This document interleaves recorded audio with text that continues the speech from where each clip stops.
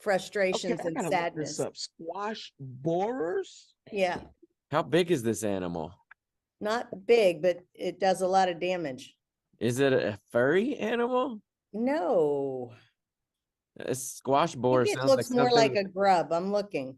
Oh, a squash borer sounds like something that kind of crawls on the ground at night while you're sleeping with It hair on looks it. like a little, like a little grub or something. Oh, you can't see because, There it wait, is. That's the same picture I got up. yeah, Oh yeah, that's a grub. yeah. Squash vine borer. Okay, well, if you look down low, let's see here. This is what he does to Oh your man, he tears squash it up. plants. Yeah, he tears it up. Yeah. And then Yeah. you don't get squash anymore. Wow. It's No, very man, he not kills the nice of entire him. plant. Well, goes at the base and takes all the nutrients. And so then nothing gets up the plant to feed the squash that you're trying to grow. He's a devil. He is the devil incarnate. Welcome to Second Take at Eastlake, a podcast of Eastlake Community Church in Irmo, South Carolina. You are invited to join us any Sunday at 9 or 11.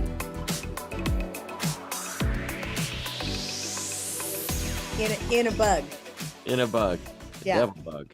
Yeah. Hmm. Devil bug. This is what Adam did. This is what Adam did. Yep. Yeah. This is the problem with the world right there. Well, I'm gonna start a garden pretty soon. I'm getting closer and excited. closer every day. Michelle's gonna help me, but I don't want anything that gets eaten by other things. I need a safe garden. A safe Easy, garden. easy to do garden. Yeah. All right, so the podcast is back. We got this part of the crew in the house. We're gonna start rolling with this again. Michelle and Ray though are about to head to Israel on a cool tour. To what are you guys doing? We are going on it's called Walking the Text tour, where we're not riding in vehicles to all the places. We're actually walking to all the places. So, Like Jesus did. Wow. so if you watch The Chosen and you see how they're walking around with him, we will be walking around with a guide to all the places. So we're looking to log somewhere around 8 miles or something per day. That's like At least. Disneyland. Yeah. That's more than Never been. Disneyland. Yep. Wow. I think we're going to come back very fit. That's Oh, what yeah. I think. Oh yeah. Oh Yeah. yeah. Well, that's cool. So they're about to head out, and we just launched. I mean, for a little bit. They're Yeah. going with a couple people from the church on this Walk the Text tour. And but we just started a new series, which I'm excited about. It turns out suffering is over. There won't be any more suffering. Congratulations. Life just got easier. And now we're in Place for a Purpose, which is kind of like a neighboring series. Yep. It's more than neighboring though. It's really like how to be, I've read a little bit of it. How to be a good neighbor, but also how to disciple people and how to live on mission. That's right. Right? Yep. And the book looks like this, and we Yep. highly recommend it. And this book was written by Tasha Chapman. Nope. That's the forward. That's the forward. Thanks, Michelle. This book was written by Chris McKinney. Yep. That guy. Yep. That's the guy right there. All right. So if you haven't gotten it, we recommend it. If you listen to this podcast, you probably want bonus points anyways. And so you should be reading the book for ultimate pointage. Okay. Ultimate pointage. Yeah. And yep. So that's the deal. That's what we're talking about. But before we do that, just a real quick check-in because it's been a little bit. What has been your favorite part of summer? So summer kind of happened. It was wild, as summers always are. But what was your favorite part? Is there anything that stood out that you'd say, I loved that part of summer, and maybe something that people didn't know about it? Even though we were in the series about suffering, we weren't surviving summer. We were thriving through summer a little bit. Yeah. So is this personal or is this It's personal. personal? Everybody already knows the church stuff. Okay. This Right. is something that they don't know. Something that they don't know. So I was looking for my pictures, but I'm not seeing them. Uh-oh. So I have two things. Okay.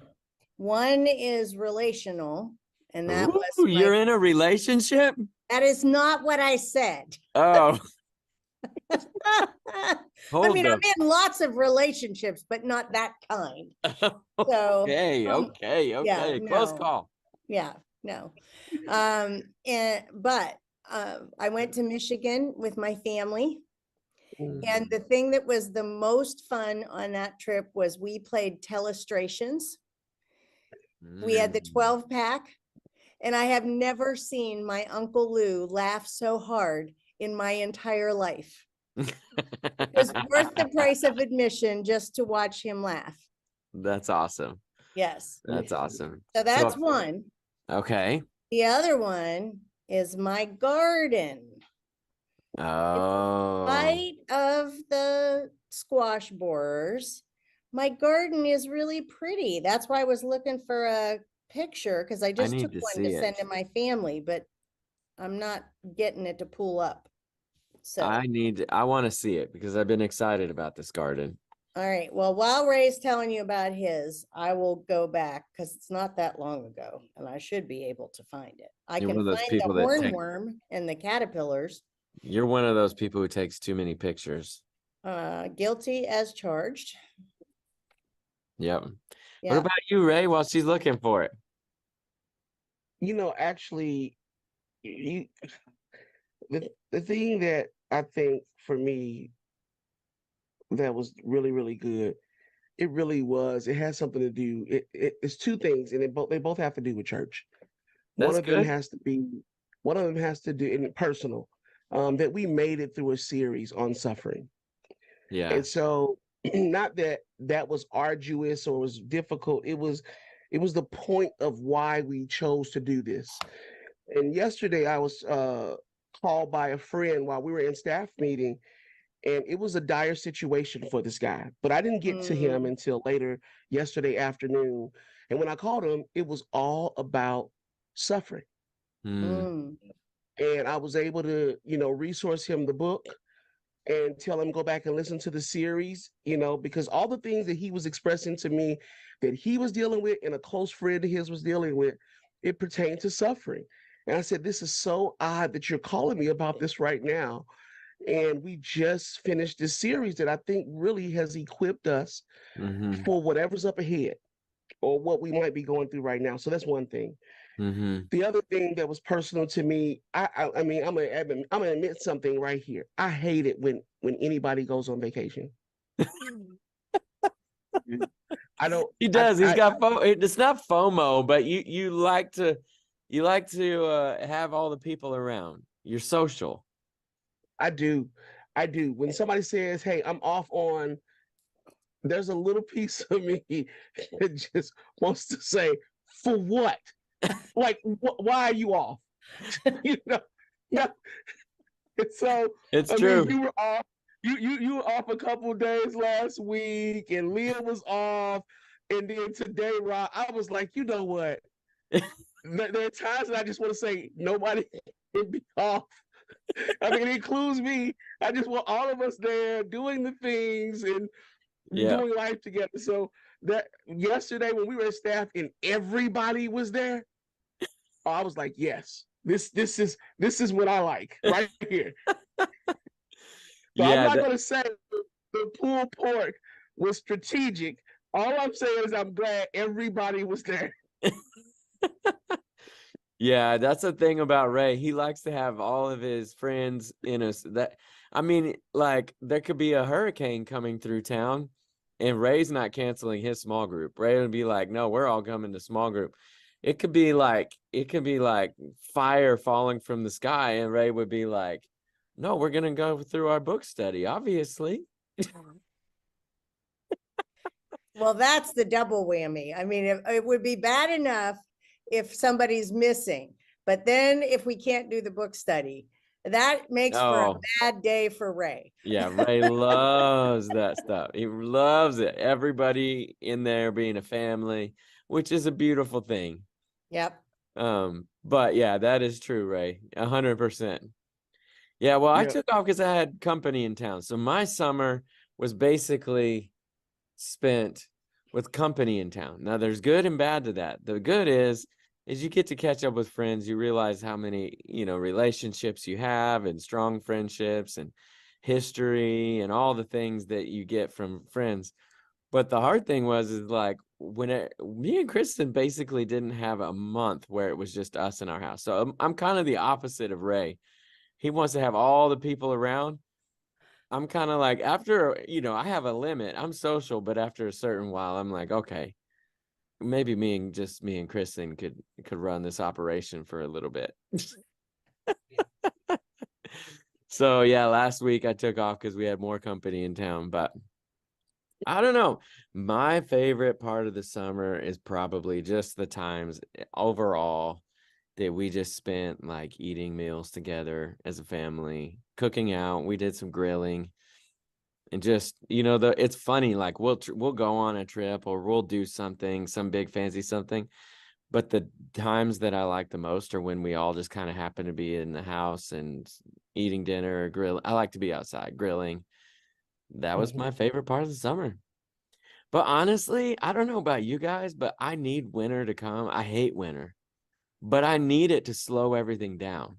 Cause I go a million miles an hour through the summer. I can't help it. I'm like, everything's fun. It's like we need the sun to go down a little early. We need to like fall asleep watching a football game. Like we need to just chill out a little bit over here. I can't live like this. Yes, too humid. Too humid here. It's too It is humid. too humid. Yeah, there's like a hurricane coming down right now. I don't know. Yeah. Yeah. Hey, find out where Michelle gets her hair done at, because for it to be as humid as it is here, and her hair looks like that, and Philip's hair, and it's not a fro, you need to find out where they get their hair styled at. I know where Michelle gets her hair styled at because somebody told me they cut her hair. Lila Cook. Lila Cook. Yeah. I She knew that. also cuts Caroline Buck's hair. So And my hair professional is Kristen. Flawless curls. It's My Kristen. flawless curls are compliments of Kristen. All right, Well, Kristen. she just says, "Hey, you got one out of the way there." That's how we cut my hair. Okay. But hey, let's get to the point of this sermon. Oh, wait a It's fun minute. to- You made me look this up. oh yeah, zoom in a little bit. Wow, There's her Michelle, that's garden. a huge garden. Yeah. And that's just the middle of it. That's one end. That was the best picture. Wow, Michelle, you're on pro levels over there. And then there's my little dog looking in the garden. I bet that does make you happy. It does. Makes me very happy. All those gorgeous flowers. Uh-huh. Yeah. That's pretty nice. Cucumbers and yeah. So there you go. Mm, Now you've seen it. very cool. All right, Michelle's gonna cook an all natural meal for us, veggies only. I had Japanese eggplant today for lunch. Wow, that's cool. That's cool. All right, so let's talk about this sermon. This one was really about like seeing our neighbors and different things like that, and like some of the ways our neighborhoods operate, and how does God want us to operate within our neighborhood. And one of the things that was so interesting that stood out to me, Michelle, was this whole like idea that it's the way Adam and Eve really messed it up was it became about them, and they felt like they knew better than God, like they trusted themselves more. And so, and then how that relates to our neighborhoods, because okay, so in case you didn't know, the book talks about the first neighborhood as being the garden. So the garden being the very first neighborhood, and it got messed up by sin. But this whole idea of like everybody comes home and they park in their garages and they hide, like it was all about in the first garden, it became about Adam and Eve. And then whenever sin was brought in, they started hiding. They saw that they were naked. And I don't know about you guys, but my neighborhood can be just like that. I love my neighborhood, but I mean, sometimes you have to be like a National Geographic, you got to be out there waiting. do we spot somebody? Because if not, you won't even see them. Like they don't even come out. Is Yep. that how you guys' neighborhoods are, or kind of? Kind of. The lady across the street from me, they're out a lot. They really like to work in their yard. So Okay, probably of all the people. they're the most But active. yes, but I would say that yes, it is hard to connect with neighbors, because they Yeah, do. They go in and shut the door. yeah, yeah. Well, we don't have My a. neighbor- Go ahead, Ray. I was gonna say my neighborhood, people are out walking all the time. And it's funny how walkable this neighborhood is for it not to have sidewalks. I Mm-hmm. mean, people are constantly walking, versus the neighborhood that I grew up in. When I say everybody was outside, everybody was outside. Grandma, grandpa, kids, grandkids, everybody. Front doors were wide open. And I mean, you could see inside people's houses, and it's totally different now. Yeah, I mean, it's like we hide. yeah. Mhm. And, and what's even worse is, so when we hear about something bad that has happened, we're all caught off guard because they hid themselves inside their home. When I was growing up, if Ray got his butt beat, everybody knew it because the door is open, the windows are cracked, he is in trouble. Nowadays, you have no idea what's happening Yeah. most of the times inside and behind the doors of people's houses. Yeah, Mm-hmm. that And is so, true. like it's funny. Our neighbor. Well, I think part of the reason it's not a lot of people out in our neighborhood is it's not a very big neighborhood. I mean, it's like 1 block long, and that's it. It's Mhm. in and out. But we found some ways to just interact with people, like when here in a little bit when all the pecans, whatever they are, pecans, whenever they fall off of the tree in our yard, which we have a huge pecan tree, we invite all the neighbors over because you can't. I mean, you could fill up 100 buckets with these things, and they're just all. So I have a little roller and that picks them up off the ground, and neighbors come over and we'll roll with them, and to pick them up. And that's one of the ways, but it is hard to just get to know people. It's funny, this morning I met my neighbor that is less than 100 feet from my house for the first time this morning. She came through to get a cup of coffee, and she said, "I'm your new neighbor." And I was like, "What?" But it's just so ironic that the way we meet is like miles down the road when she lives but anyway, so now we're going to connect and hang out. That's And cool. the way we all know each other is by our landscaping. Oh, you're the one with the such and such landscaping. Yeah. Mm-hmm. But Yep. yeah, it's interesting. So the goal, Michelle, I mean, like you were making jokes of it, but it was funny about the ways that we grew up thinking we need to evangelize and share the love of God to our neighbors. But how are we supposed to do it now? Like how do you recommend after going through this chapter? And I know you preached about it, but like if you could just sum it up, how do you recommend we get to know these people, or what's our goal? How are we supposed to do this today? Well, I think our goal is to love people. And then, we can do that outwardly and then pray for people. And then wait for the Holy Spirit to give you a moment where you feel like this is a moment when they're struggling, or I can offer to pray for them. But you wait for that Holy Spirit moment. I think in my younger years, I always was trying to work up, okay, I've got to get to the part of the conversation where I present Jesus to this person. Mm-hmm. And that just doesn't work. So if you love them and pray for them, and then the Holy Spirit will open the door at the right time. And that could be a week or a year or 5 years Mm-hmm. before you get to have any further deep conversation. But if you're loving them well, it could lead to it. Mm-hmm. Yeah. It's like people aren't our projects. Right. Yeah. People are here for us to love and to build up. And do you ever feel like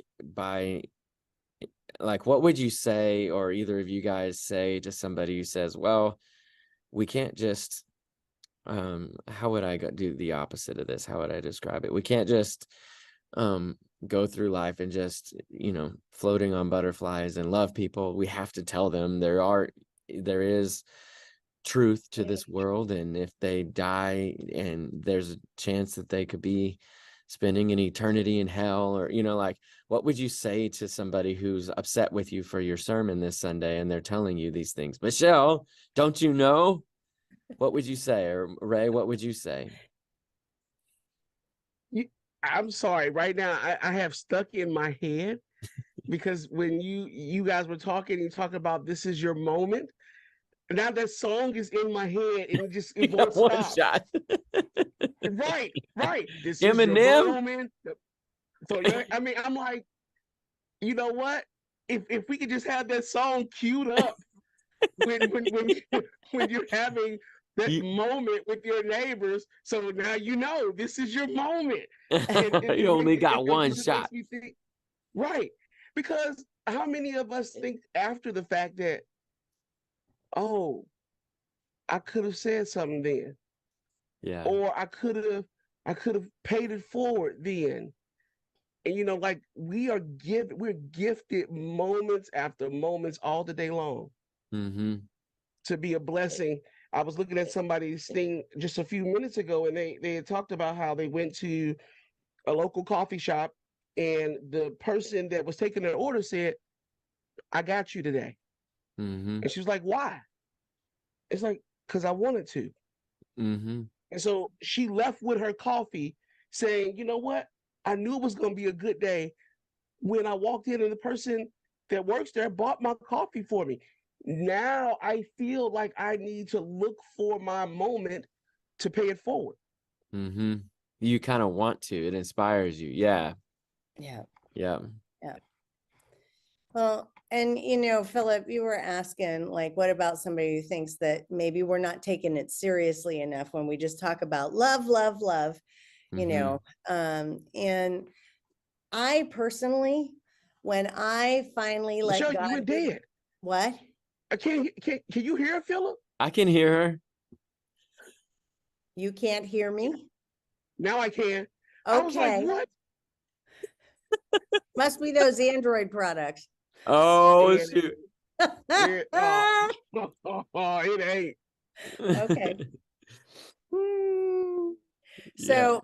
So I was about to say that ever since I released to God that he is God and I am not, and I stopped trying to put the burden of somebody going to hell or not going to hell on my shoulders, Hmm. I'm just more relaxed and I'm better able to love people because I'm not uptight and they don't feel like I have some agenda. And Mhm. so it's not that I don't take it seriously. If the Holy Spirit prompts me to have a conversation, and sometimes sometimes it might be weird, he might ask me to say something to somebody I'm in conversation with at a store, and that feels weird. But Mhm. after walking with Jesus, when the Holy Spirit is prompting you to say something. And Yeah. so I just wait for that instead Mhm. of feeling like I'm the one who has to work it up and make everything happen. Yeah. It's a good word. It's a good word. So this is a question from the book. We'll go through a couple of these, which is really cool, by the way. This is why we recommend you get the book. But it's got, at the end of each chapter, it's got a few like discussion questions. One of them is, how do you see the effects of sin and brokenness in your neighborhood? And how do you experience disorder, discord, or disconnect in your neighborhood? I have a couple. If you guys want to think about it, I can go first. Okay. I mean, so I'm really lucky because I'm not in the HOA. We live in this like old house in the middle of everybody else who's in an HOA. But it's when you hear about people being so upset over who built a fence or who did this and who did that, and you know, in how they're doing it. And then I've seen people that are like, well, I'm building it anyways, and they can, there can sometimes be a selfishness that comes in, and they see their piece of the neighborhood as this is mine and this is what I want to do with it, versus a community trying to build something together. Mhm. And I see that even in my life. So I'll translate that into my life. Like I can wake up in a day and think about what I consume. What am I going to consume versus waking up to the day and saying, what am I going to contribute? I'm like, even down to this is, I'm going to sound like the hippie Californian, but I'm going all the way. I'll just go all the way, even down to what am I going to eat? What am I drinking water out of today? You know, what am I taking from this world? What am I contributing to this world? And I want to be a person that contributes love, that contributes healthy dialogue, conversation with people, that's not trashy. I'm not one of those tree hugger people, but I don't want to be a contributor to problems. I want to be a contributor to solutions, even if it is taking care of this earth and doing my part, but it's also relationally too. So I see sin not just I mean, I see sin everywhere, but it doesn't play out just in my neighborhood. It plays out in my life too. Mhm. Yep. So that was one of the questions. You guys have any thoughts on that? Well, I see with my neighbors. One of my neighbors had he broke his back, and we saw the recovery process for that, and it didn't look good. But now I see him out taking the trash out and returning to function. He was a Air Force veteran. I see another neighbor who they care a lot for the surrounding neighbors, even to the extent of trimming my bushes because they don't like it when my bushes look a particular way. I don't care anything about them bushes, and so if you want to cut them in circles or squares, you go right ahead. You go right ahead. I'm not gonna stop you, and they like to cut them, so I'm not gonna argue with you about that. Then you have neighbors down the street that are getting divorced. You have homes where kids come home and there are no parents there for whatever length of time. You see the disconnect from those parents to their kids and vice versa. You also have the neighbor where you see the wife is literally living out her vows to her husband who is no longer able to do his activities of daily living on his own, where she has to care for him. I mean, we are at least in my neighborhood, I'm surrounded by the beautiful brokenness of all of humanity, which I am a part of. Mhm. Have a daughter that lives here with grandchild that, the relationship didn't work out. So, I mean, we can close our eyes. We can attempt to close our eyes to all that's around us, but we see the results of sin all around us. Mhm. yeah. Yeah. You know, I, like Philip, don't have a HOA in my neighborhood. And so we kind of band together to make sure that the front of the neighborhood gets cut, because otherwise it's going to look terrible and all of us will suffer as far as the value of our homes. And Mhm. so over the years, different things have happened. For a couple of years, I took payments from people and then hired somebody. Right now, there's some people in the neighborhood who have a lawn care business who are doing it. And, I've seen other neighbors organize it. And sometimes there can be friction because not everybody in the neighborhood wants to contribute to things. And Mhm. so I've seen, as people are trying to accomplish this good thing, where they can get crosswise with one another because it's frustrating. Some people don't want somebody telling them what to do, and other people feel like, I don't have the money, I'm on a fixed income. And so sometimes people can get a little aggravated with one another. So I would say that is just a typical way that sin manifests in a relationship in neighborhoods, is misunderstandings between neighbors, especially when you're trying to work together. Mhm. Um, and then Ray, when you were talking about kids, I get my dogs up and walk them pretty early in the morning right now because it is so hot. And if I don't walk them, I'm like, we're out between 6:30 and 7:30. We're always back in the house by 7:15 or 7:30. And my neighbor who's renting on one side of me, they have a young boy, he looks like he's in grade school age. And they wait for the bus in their driveway. And I didn't realize, so one morning I said, so does the bus come right to your house now? And she said, yes, it does. And so that was never the case for me.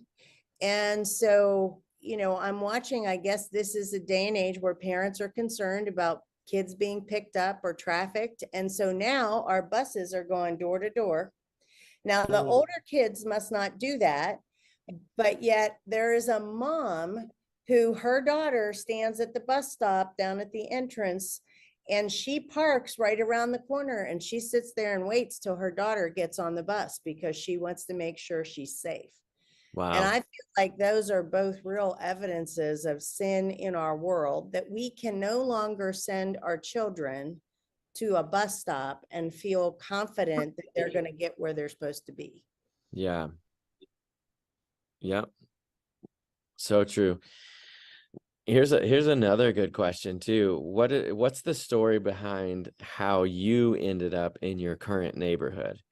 How might God have been at work behind the scenes to place you there? How does that change the way you see? Oh, I like this part of the question. So then how does that change the way you see your neighbors and your role in the neighborhood? Our house was vacant for 6 years before we came down here, this house that we're in now. And when we got here, they had attempted to move back in, the family that owned it, and they had vacated it 3 years prior. So it was 3 years vacant, and then somebody tried to move in, the family tried to move in, and then they moved out again. So it was 3 years vacant again. And this house was a gift to us, is really what it was. The story I will tell you, because it's a longer story. When we came down to actually interview for the position, Zeke Riddle, who is our realtor, had 8 houses to show us. This was the second house. And so when we walked up and he was fumbling with the lockbox, the Lord said, "This is the house." Well, I was like, oh, okay.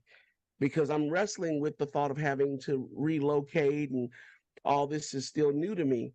Well, I tell Zeke, I said, "This is the house." He's like, "How do you know? We haven't even walked in." I said, "The Lord just said it." And I said, on top of that, I was like, "Wait, watch. When she sees this, she's going to say, 'This is the house.'" Well, sure enough, we walk inside the house, and Sherlin is head over heels for this house. And while they're touring the home, I get my phone starts buzzing because the church that I was at did a press release to the 3 campuses on Twitter and Facebook and all that, in emails, that I was leaving come October of 2018. And so I'm at the counter, literally bawling my eyes out, and my wife comes out to see me, with my phone in my hand, shaking and crying. And Zeke comes out. He's like, "No, no, no, no crying. This is a happy occasion. This is a great house. You found the house." And my wife told him what was going on. So we leave, go see the other 6 houses, and my wife asked, "Could we come back to see this house?"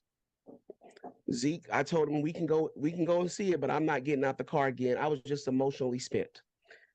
So they go in, look at the house, and then my wife comes back into the vehicle, and Zeke is driving us back to where we're staying, and says, "Hey, so when are we going to put an offering on the house?" And I'm like, "Well, I don't know what I'm being approved for, because my phone is now dead.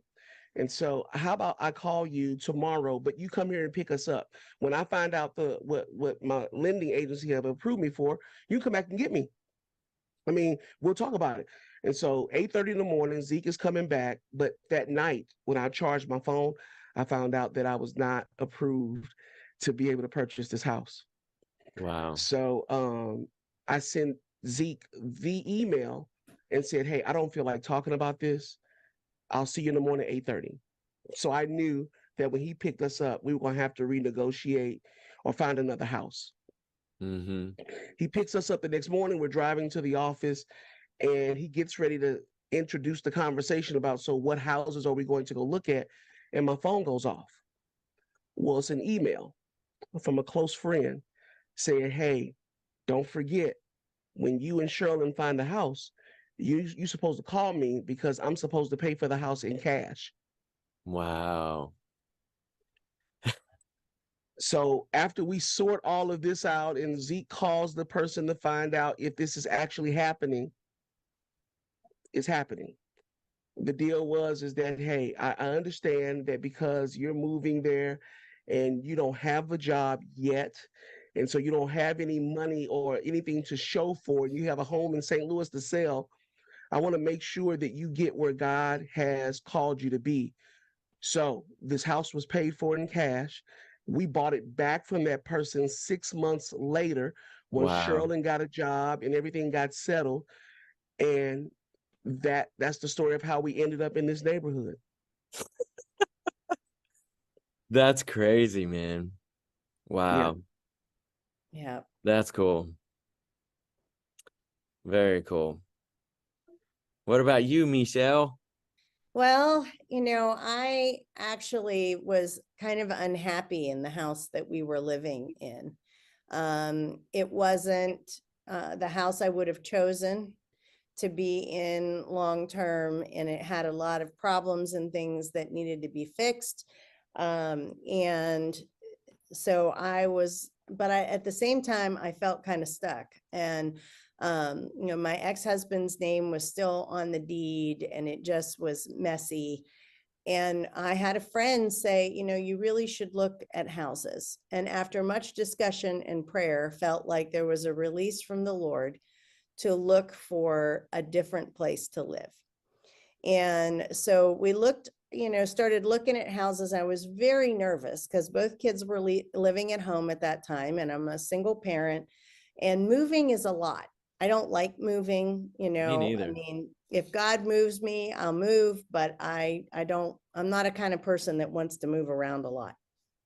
And so I was very nervous that we'd end up selling the house and not having a house to go into. And up popped the house I'm in now on Zillow.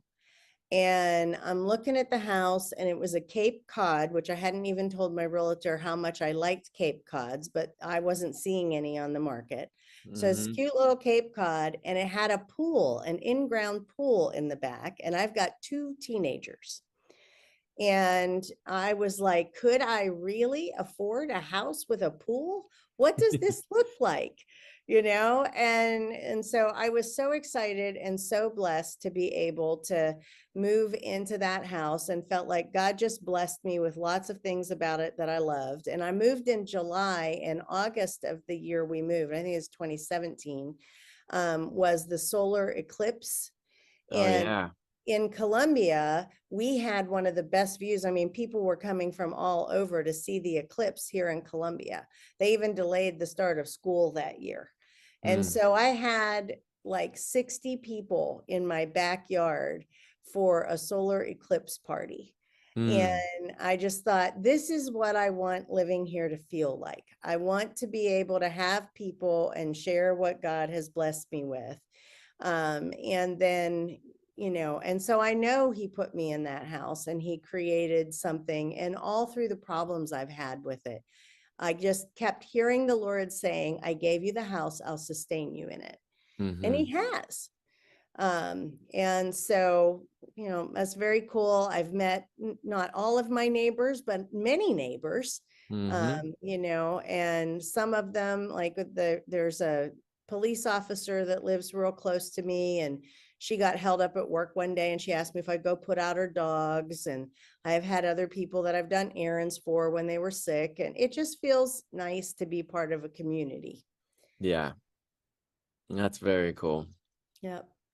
It's cool to think about that. Me and Kristen, we knew that God was calling us here, and we also knew that God was calling us to start a business, which was really interesting. That's never happened to me before. I mean, I've never ever done a business or anything like that. And so when we moved here, we knew we needed to be in the community doing different things, and we didn't. So we were looking for a house, a tiny, smaller house that we could then take some money that we had saved and put that into starting a business of whatever, like literally no idea. And I remember when we came to this house, it had been on the market for 3 years. It was like, this house is sick. Like, we were kind of looking at it like it was a joke. Like, let's just go see it, Zeke. Can we just go see it? And when we got here, we realized that it had a whole other cottage that was on the property, and nobody had wanted to buy it for 3 years because it wasn't really, it's hard to explain. Now that somebody's living in it, it looks very livable. But before we moved in, this house did not look livable. It looked kind of like a event space, and with a few bedrooms, but not really walls between the bedrooms. So it was kind of random, but that was whenever God really opened the door of like, what if your house was the business? What if this was an Airbnb? And that was kind of the beginning of a whole business that unfolded. And like, literally couldn't have dreamed it up myself. Didn't even know, I had never stayed in an Airbnb in my life. I didn't even know anything about it. And I was like, Zeke, do you think this would really rent? And he's like, yeah, man, of course it would rent. You know, Zeke, if you know Zeke, you'd be like, are you sure, man? And turns out it did. And God really worked through it. And then that allowed us to start the coffee business, which is really the thing that put us in the community, which is what we felt like God was telling us to do from the beginning. So it's like all of these things ended up going hand in hand. And so you see God threading the needle in the end. But sometimes when you're in the middle of it, it's just like, what? I just couldn't see it, you know? And it was scary because it was like, are we just being overindulgent? Because it was more that of a house than we needed. It was too big, you know, and we were looking for really entry level homes. And it ended up just being like, wow, God just really blessed that. And so then the second part of the question, because we're getting to the end, the second part of this is, so how does this, now that we've talked about that, how does this change the way you see your neighbors and your role in your neighborhood? Does it change it at all for you? Like looking at it as this was not just me picking a house. Yeah. It does, doesn't it? Yeah, it absolutely does. It's like a reminder. Yeah. So when I walk my dogs, I pray for the neighbors, you know, and some of them I can pray for by name. Some of them I pray for just because I recognize, you know, here's the guy with this kind of dog or the woman with that, you know, kind of car. But, you know, I've had 2 neighbors in the last couple of years lose a spouse. And so when I go past their house, I pray for them as they're grieving. And so it just gives you a different sense of responsibility to love people well. It's another resource that God has given you. Yep. I like that. Yeah, you preached it this past Sunday, Pastor Michelle, when you talked about that we were blessed to be a blessing. And so I don't see, you know, us landing here in this subdivision as happenstance. I see it as God's providential and divine will playing out. And so if I want to be a part of that, I need to look at ways that make sense on how I love my neighbors. And so that's been the cool thing, because the only reason why I was able to rattle off the things I was able to rattle off is because we know each other. Some of my neighbors actually are part of my Monday night life group, you know, and that was intentional. That wasn't accidental.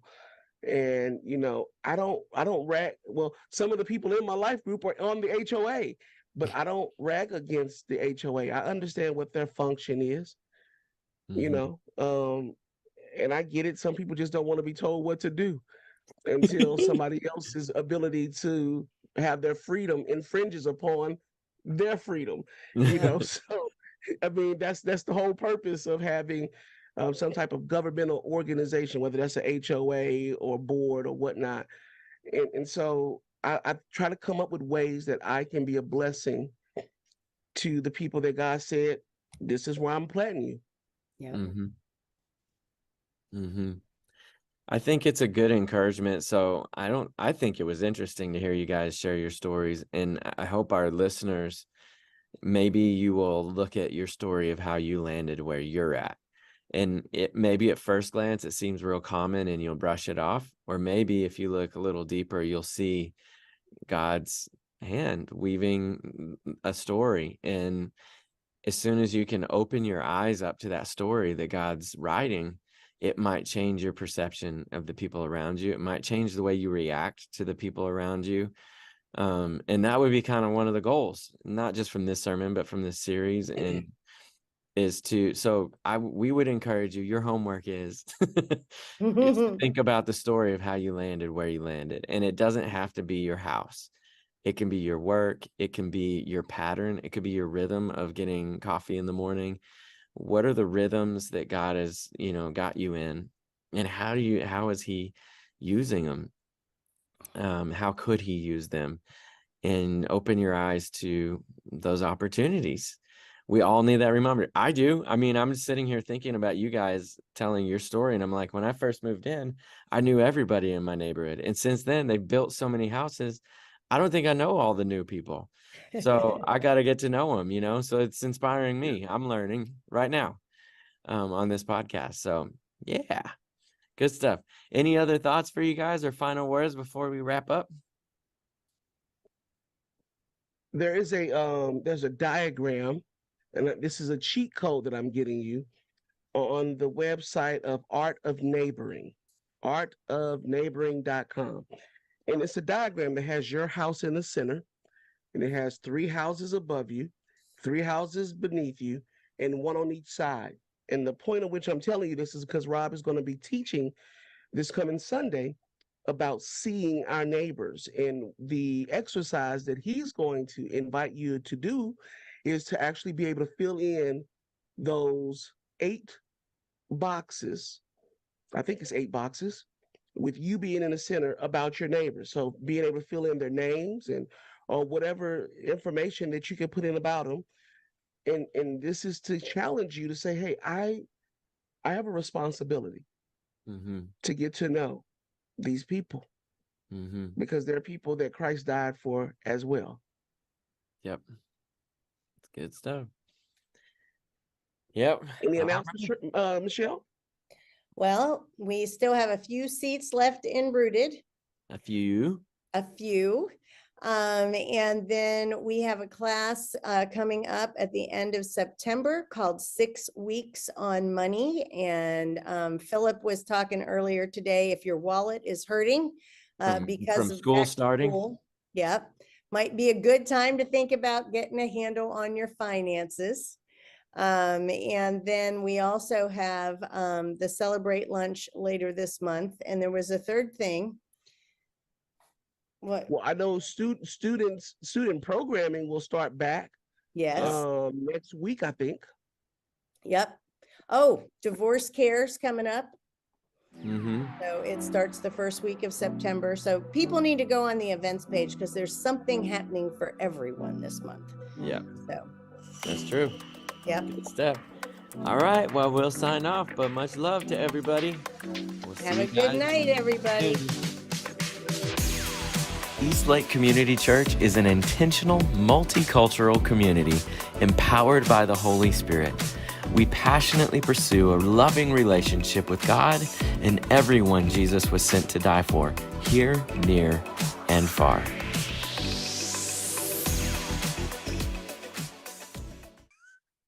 Yeah, maybe Ray, you could test your microphone doing the Fresh Prince of Bel-Air rap.